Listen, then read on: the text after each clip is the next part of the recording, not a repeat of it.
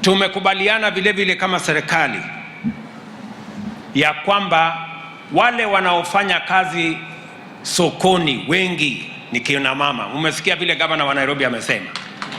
Ni kweli ama si kweli? Sasa tumekubaliana ya kwamba, na nimeweka pesa tayari, karibu shilingi bilioni 30 ya kujenga soko 400 mpya Kenya.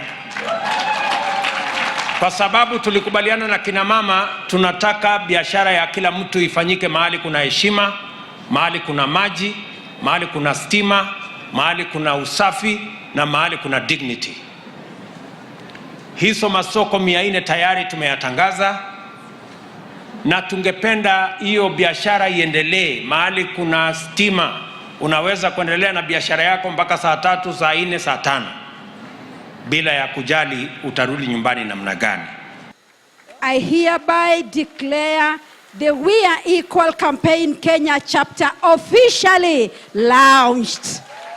Shangwe na vigelegele. It is now officially launched.